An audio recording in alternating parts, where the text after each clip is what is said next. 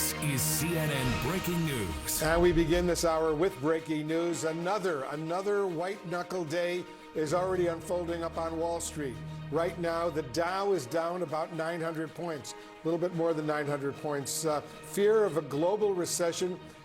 Those fears are alarming investors here in the United States and indeed around the world, even as President Trump's advisors try to downplay the growing concerns. There's no escaping the fact that business leaders are really losing confidence, given the fact that, there doesn't appear to be any reversal happening here on negotiations. President Trump telling American businesses instead to hang tough. How can businesses plan when they don't really know where all of this is going to land?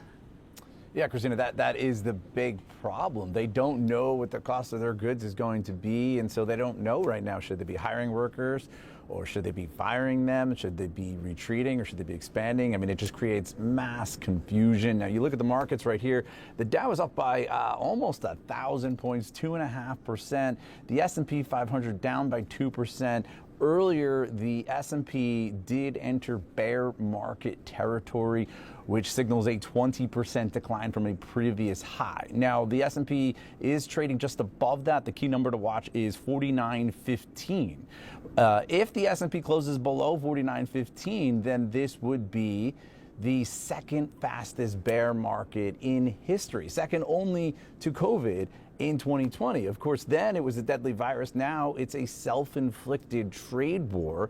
And the big fear is that, this is going to cause prices to go up, it's going to cause global trade to grind to a halt, and potentially even an economic downturn. We are hearing from more business leaders, some of whom have been quiet about tariffs recently. Some of them are speaking out. JP Morgan CEO Jamie Dimon, he said in his annual shareholder letter that, tariffs, they could increase inflation. He said whether or not the menu of tariffs causes a recession remains in question, but it will slow down growth. America first is fine as long as it doesn't end up being America alone.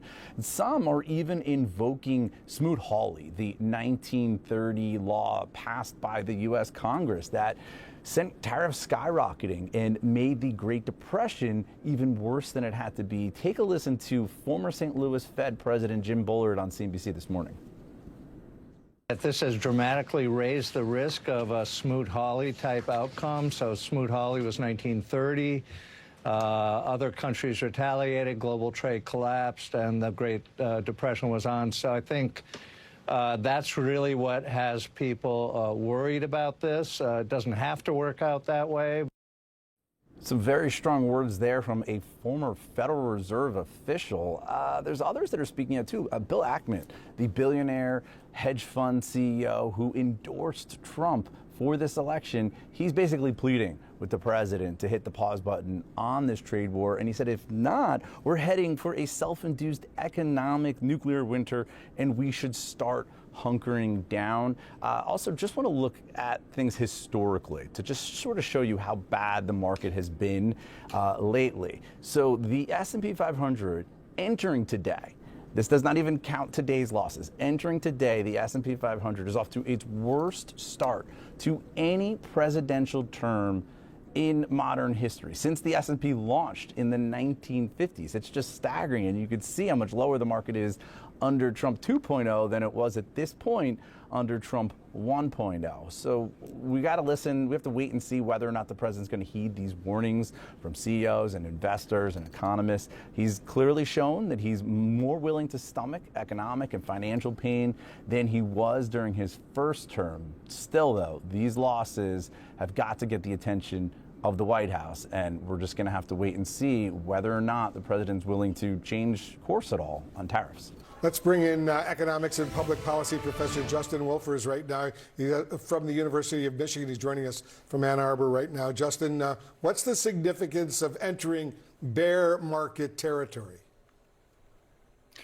I think it's partly people are worried about their 401ks, and I've had all sorts of retirees reach out to me terrified about what all of this means. But I think more importantly, it's the market's judgment on the whole Trump tariff agenda.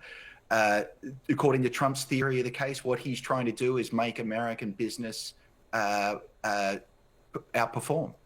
That putting tariffs on will help American business, and then there'll be flow-on effects from there.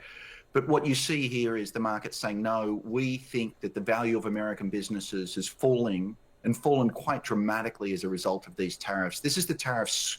This is Wall Street screaming at the White House, if this is help, we don't want your help. Please stop now. Well, we just heard from Melania Trina at the White House talking about how the White House is defending this. Here's the president's advisors downplaying the growing concerns here of a recession.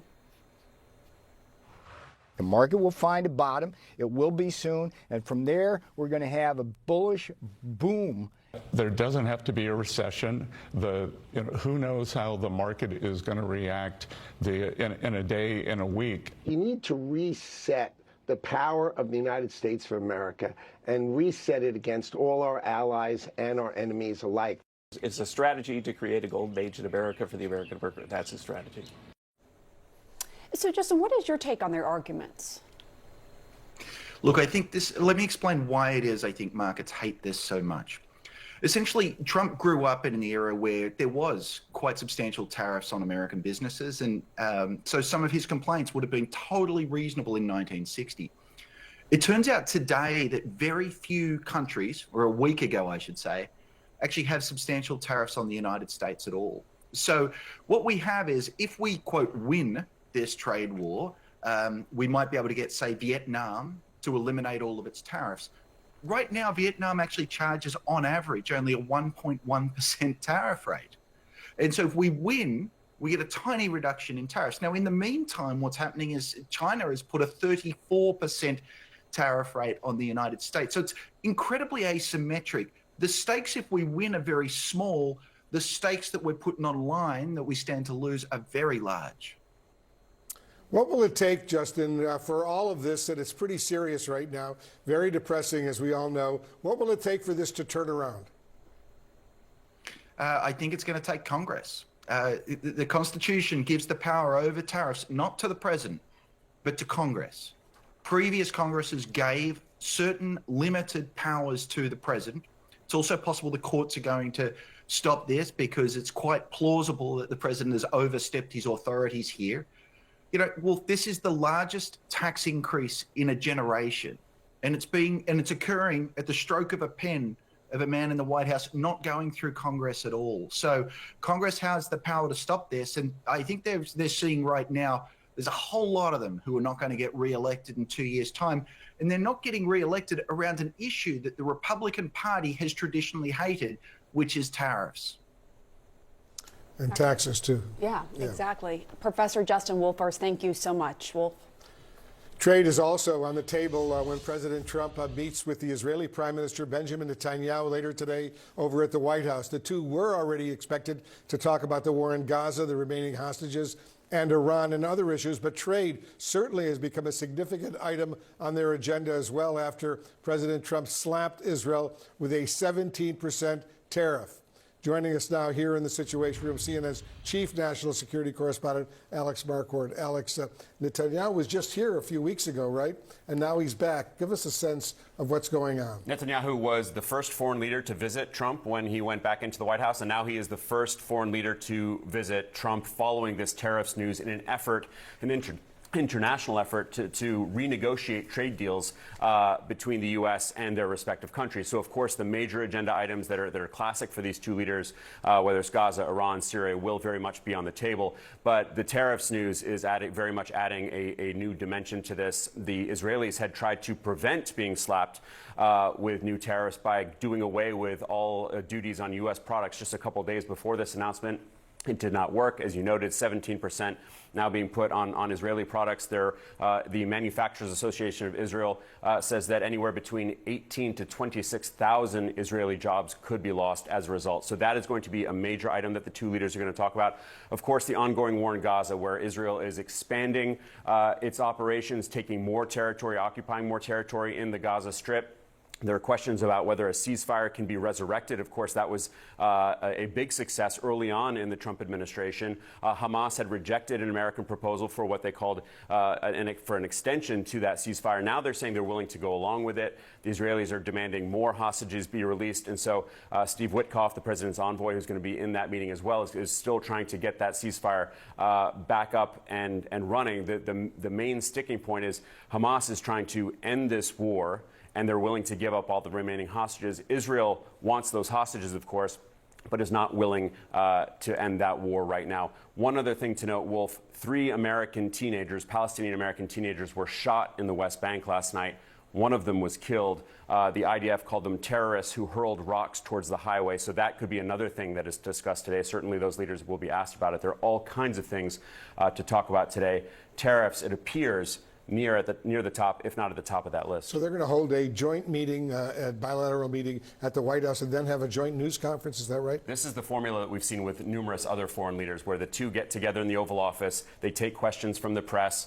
We saw that with President Zelensky. Of course, that one ended terribly. Then they go into a meeting, and that is then followed by a press conference with the two leaders. We'll have coverage of all of that, to be sure. Alex, thank you.